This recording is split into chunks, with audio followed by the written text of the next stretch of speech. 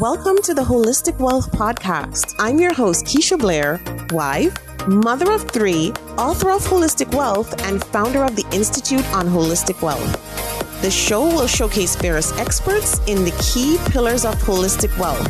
Each week, we deliver the best information on how to become holistically wealthy and live your best life. And today, we have a very special guest with us. We have Andrea Owen, and Andrea is a best-selling author, a podcaster. She is a mom of 2. She's amazing. She's a global speaker, and her books have been translated into 18 languages and are available in 22 countries. Andrea, it's so amazing to have you here. It's so nice to be here too, Keisha. Thanks for having me on. So, Andrea, I have been getting into your books, and you have an amazing personal story. So you've been through setbacks, some, hard setbacks like most of us. And you wrote that, back in 2007, you had gone through a breakup. He left you. And this was just 1 year after you had gone through a divorce. Mm-hmm. Wanted to just ask you about that because I thought, from a financial perspective, that must have been very hard, not only want to just build back from the ground up from that, but then to launch a successful business after that. And of course, the emotional aspect must have been very hard. Could you walk us through what it was like to have, as a woman, to have a man put you through all of that, take the money, and having to build back up from that? It was, to give you the short version for people that haven't read the book. So I wasn't even officially or legally divorced yet. My first husband had an affair with our neighbor and got her pregnant while we were talking about trying to conceive our first child. We'd been together for 13 years at that point. And so we split up and I started dating someone right away. And the long and short of that is that I got conned. This is something that happens to not just women, it happens to people. And afterwards, I had to sort of pick myself up, and the financial part of it, if we're going to just look at that specifically, and really all the way around, that my self-talk at the time was that I kept calling myself a stupid girl. This is just, how could I have been so stupid? And the really kind of frustrating part about it, Keisha, is that, there's that documentary on Netflix called The Tinder Swindler. And there's all kinds, we're fascinated with crime stories like this, right? Yeah. And the overwhelming commentary that I see about it coming from all genders is, how could she have been so stupid? How could she have not known? And so I want to just say, for anyone out there who's listening who has had that happen to them, I understand. And we are smart, intelligent women that this happens to, and smart, intelligent men. It's not that we're stupid. It's that typically, and I can only speak from my own experience, but I was in such a vulnerable place emotionally and mentally. And these people tend to be masterminds at what they do. They look for people just like me who are in those vulnerable places. They're very charming. They tend to be very good looking, and everything looks great on the outside. They don't immediately on the first date ask us, for $10,000 or, hey, can we just put everything on your credit card in this relationship? No, that's not how it works. Right. Of course I would have said no. No, right. It's a slow process that happens over time. And when it was all said and done, and I had to look at my finances, and please trust me when I tell you, this took a long time, is that I had to learn how to have a lot of forgiveness for myself and a lot of compassion, just to forgive the person that I was at the time, who was really in such a desperate place trying to get her needs met. We all do desperate things when we're feeling that way. We make decisions that we normally wouldn't be making if we were in a healthy relationship or of sound mind. So it's hard to get past the self-judgment as well as the judgment from other people. And I wanted to kind of kick it off that way just by saying, you don't know the reason people make the decisions that they make. And please don't judge people, because everyone listening has made choices that they're not proud of. If we could go back, we would do it differently. But yeah, that's where I was, just in a mountain of debt, as well as a place of self-loathing. And that's where I had to work my way out of. Absolutely. And you're so right. It's so easy to be so hard on ourselves, but self-compassion and empathy Always, always, always very, very beneficial. So, Andrea, you mentioned that he left you with none of the money, but all of the debt. Right. How did you deal with that debt in terms of getting that paid off and not only just paying off that, but trying to build up for yourself some money in the bank? How did you deal with that? Yeah. And it was also a terrible time just economically in the country. I mean, this happened in 2007. And we all know it happened in 2008. Yes. And so coming out of that, after a couple of years had passed, I had personal debt of my own as well. And I actually used a company that is one of those like debt consolidation companies where they negotiate. And from what I understand, like you can do this on your own as well. Like you don't need to have a debt consolidation company do this for you, but they call all your credit cards and of course they close them and they negotiate, especially the credit cards, like the department store credit cards that are like a 25% interest rate. And they negotiate with them, get your interest rate down. And then it's just one lump payment that you're making. And I paid off $60,000 worth of debt. I think it took me about 5 years, if I remember correctly. We started paying that off in 2011, I believe. And it was, took a few years. But that way, there was no bankruptcy involved or anything like that. And it helped build my credit back up. But once I was out from under that, it felt amazing to not have to have that anymore. Mm-hmm. And that's good. I mean, you had a plan and you really just tackled it and got it paid off. Well, I ignored it for a couple of years. Like, I'll be honest. I completely, when you were on my podcast, I asked that question, like, what would you say to someone who sticks their head in the sand? And because I was that person. And I know I'm not the only one that does that. Like I was just paying the minimum balance. I was making my payments. I wasn't just throwing the bills in the trash, but I was making the minimum payment. And also like in the back of my mind, knowing that if I just kept doing that, I was going to be in debt for likely the rest of my life. Yeah. And I finally was like, okay, I want to be able to buy a house, all of these things that I wanted to do. I also had 2 small children. And so I sat down one day and looked at everything. And then that's when I decided that a friend of mine had used the debt consolidation company. So that's how it started. Yeah, no, that's good. And it must have changed, when it happened, when he did that to you, it must have changed your personal relationship with money somehow. Like I'm just putting myself in your shoes and I'm thinking you must have been thinking to yourself, this is terrible that I'm left with this. How did it change your personal relationship with money, Andrea, and how? I remember us discussing money trauma. I'm just wondering how it did and if and how and at what point did you start thinking about it different? It's funny. Many years ago, when I was in my early 20s, I had a boss and I was upset one day about, I had booked a hotel at some fancy hotel and it was like $250 or something. And this was the late 90s. So that was a ton of money for me at the time. And something had happened where I couldn't go and I could not get a refund. And I was so upset about it. And she said to me, it's just money. She's like, just try on the, perspective. I don't know if she used that word, but she just kept saying it's just money. I felt like she was trying to be dismissive of, it's like, well, she makes more money than I can. So it's easy for her to say that. But she was trying to teach me a lesson of like, there's nothing you can control about this situation right now. So what if it just was money? Like, what if that's the attitude you had about it?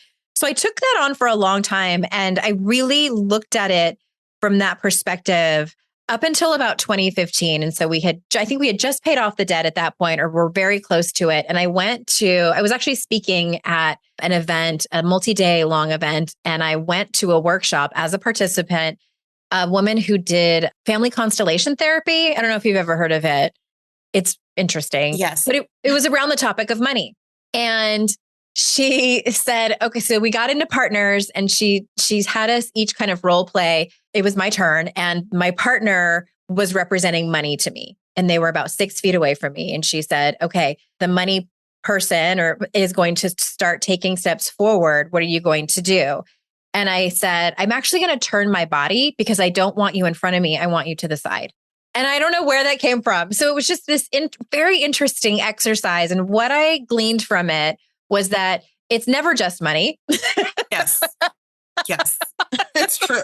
It's never just money. It's never just money. We have an emotional relationship with money. And sometimes that relationship, just like it is with people, is pretty messed up. Yeah. And what I took away from that was that I have always wanted money to be in like my peripheral vision. Like I wanted to know it was there, but I never really wanted to face it. I never wanted it to be right in front of me. I didn't want to look at it, but I always wanted it to be there, which is ridiculous, right? Like if this was a friend. Right. That's true, right? I'm going to treat you terribly. I'm going to use you. Exactly. But I never want you to leave me. And if you do, then it's all your fault. So it was such an awakening.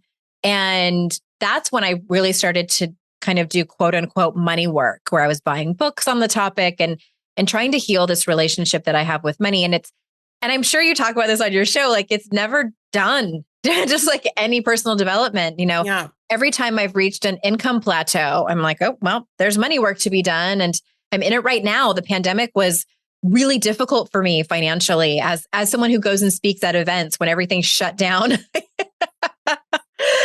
So it's never done, but it can help so much. I know you did the personal financial identity quiz that I developed, and I normally ask this question to guests, and I just wanted you to share it now, just because we're so deep into this, and I'm finding this conversation so enlightening, Andrea, with your money story. So could you just share for us what yours was and how did it resonate with you, your results? Like, were you like, yes, this is it?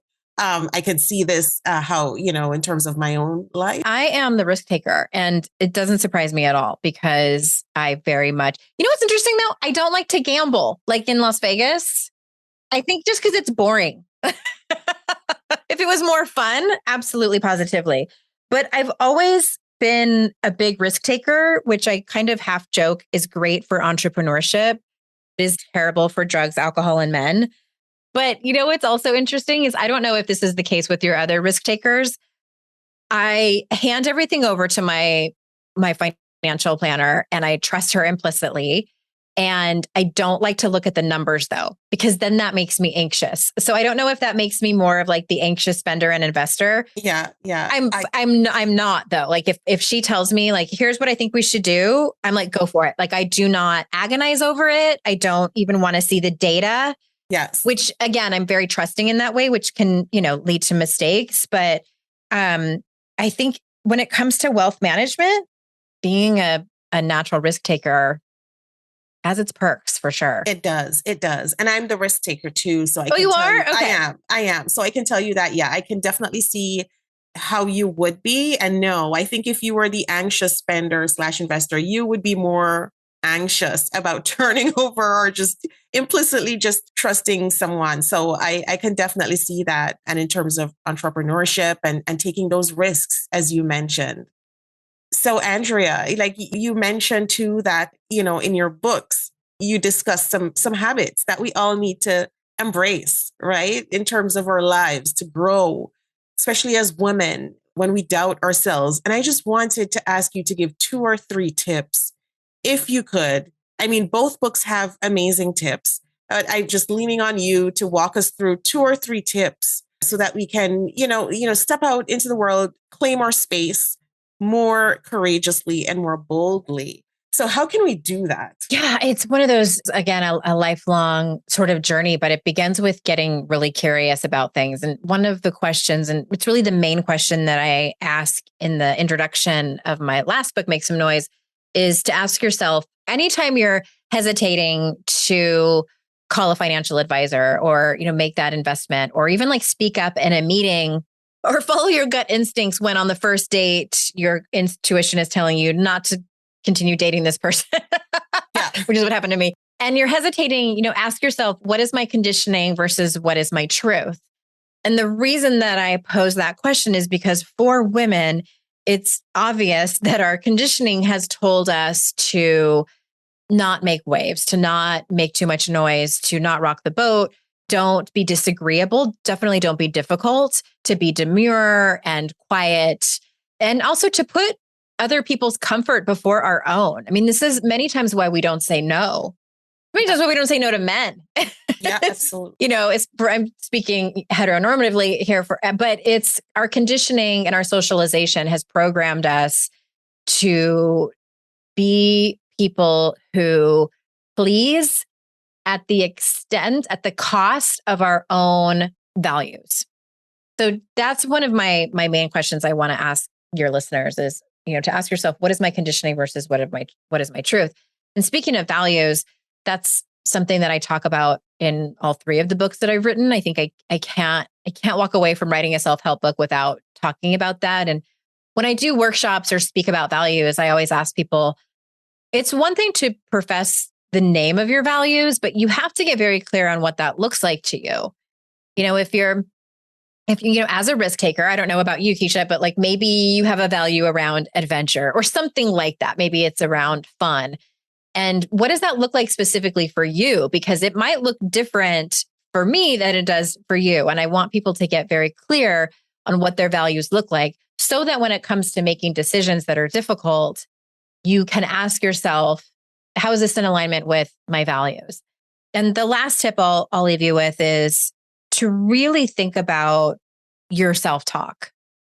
And this is where that compassion comes in. Is your self-talk telling you that you're not smart enough to retire at 45 years old, or that you aren't, wealthy enough to have a financial advisor, that you're all these things that are made up stories that keep us down and hold us back from making decisions that could be really worthwhile.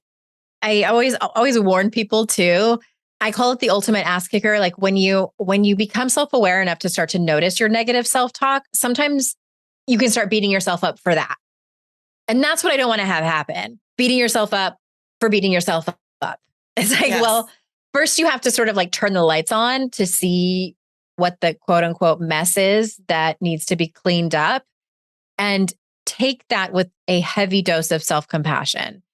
You have been programmed to speak to yourself this way. As humans, we have a negativity bias. It is how our brains work. It is how we have survived for so long, for looking out for things that are scary or things that are negative that could be harmful. So you're totally normal. You're totally normal. And you will continue to have some negative bias, but I invite people to get curious about it and see where it's holding them back so you can hopefully shift it. Absolutely. And I so agree. And so much of what you're saying resonates with me so much, because I'm actually working through students with trauma right now. And it's amazing. I saw this quote, Andrea, that says unhealed trauma can cause you to excuse, ignore, or downplay mistreatment because you have survived the worst. Healing helps you recognize your worth and raise your standards on how you should be treated. And when you just started off your response just now and you spoke to that, I just had to put that quote in there because it just spoke to so much of what you were saying. And it's so important that we do that work to become more self-aware, as you said, so that we can advocate for ourselves, especially as women, especially when it comes on to our money, our finances, and our well-being, right? So, Andrea, you mentioned that COVID-19 was hard on your finances, hard on your business, with speaking. How did you cope with that? And how did you pivot, during that period? I actually didn't pivot. So many of my colleagues were pivoting very quickly and gracefully and beautifully. And my mental health, for the sake of complete transparency, my mental health went completely downhill. I also started getting physical symptoms, which I found out later after about 18 months of doctor visits and blood tests and trying to figure out why I felt so terrible. I found out I had an autoimmune disorder. I have Hashimoto's thyroiditis. And so I was not well. Yeah. Yeah. No. Like, I don't know how else to put it. Like, I didn't pivot. I wouldn't necessarily say I retired my husband in 2019, but we had been working towards having him be the stay-at-home parent. And we made that up. Wait till I tell you the dates. So 2019, we started talking about it around the holidays. So he gave notice at his job on February 29th, 2020. It was a leap year that year. So his last day was March 13th, 2020. And I panicked. I was like, what have we done? Yeah. We were leaving behind health insurance, his steady paycheck. And so it was, talk about anxiety running through me. And so I had both a mental and emotional and physical spiral in 2020. And so it was a lot of healing. And I say that story, because I always am really honest with people. And also, I think and I've been talking to different therapists about this, and what they saw in a lot of their clients over the pandemic is that it kicked up a lot for us. It was so scary, and with so many people dying and the civil unrest that happened that year as well, it triggered so many things. And I honestly think that that's what triggered my autoimmune. It had just been laying dormant for a long time. And then I got sick. And I also hired a new trauma therapist to go through some of the things that I had been through in my divorce 15 years ago, to do some somatic healing, because I had never really dove into that before, like the somatic end of it. I had done a lot of talk therapy. So that was a very long answer, but it wasn't pretty. And I'm not going to pretend that it was. And so my husband did go back to work this year, which has been enormously helpful financially, but it was really hard also on my ego. My ego took a huge hit because I felt like a failure. Like I couldn't manage to be the sole breadwinner, which had been my goal for so long. And it got taken away from me. So there's been a lot of stuff happening, but still I rise, as the late Dr. Maya Angelou says. Absolutely. Like, honestly, and it's so amazing, Andrea, when you talk that it leads me to think about holistic wealth, because when we started this episode, how you mentioned how money is just so much more than money. It's never money alone. It's always about our emotions. And that's so true. Also, when we have our goals, even our financial goals, like financial, like retirement, early retirement, that things can happen. Things will happen that throws a wrench into our plans. There's nothing wrong with changing and with, doing things differently than we had imagined, because nobody has a timeline on when sickness happens. And so many people went through what you went through during COVID-19. It's unbelievable. And so, Andrea, any last words as we wrap up in terms of listeners and people listening in and thinking, this really resonates with me. How do I move forward? Because so many people are in that situation that you faced where, life just throws these curveballs. So any words of advice for those listeners? Yeah, I think, the first one is sort of what I've been peppering in throughout our conversation, Keisha, is be kind to yourself.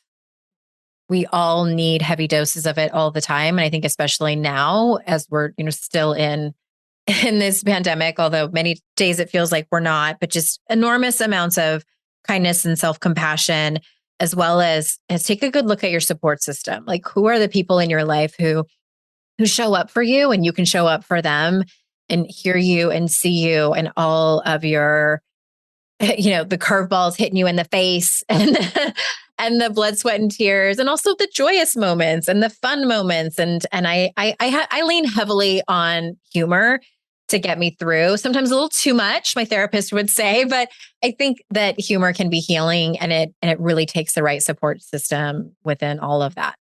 Absolutely. And so, Andrea, where can listeners find you on social media and your website? I'm at Hey Andrea Owen on all the socials, including TikTok, which is one of my faves.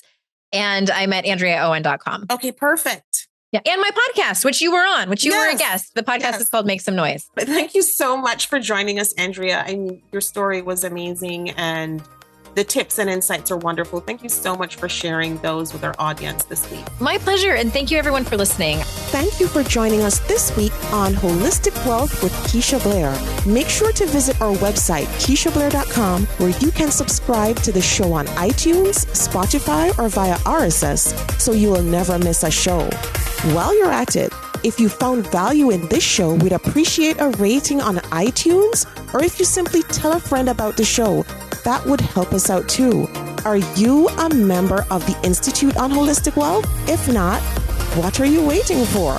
Go to Institute on Holistic Wealth /memberships to choose your membership plan and join. As a member, you get so many perks.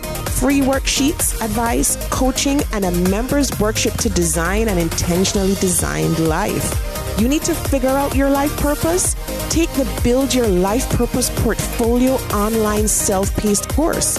You're struggling with all your money decisions? Take the free financial identities quiz and then take the course. You recently had a breakup, job loss or experienced the death of a loved one? Take the Holistic Healing course. You need an overall plan to achieve holistic wealth? We will help you figure out your holistic wealth blueprint. And of course, if you want to start making money by helping others achieve holistic wealth, become a certified holistic wealth consultant.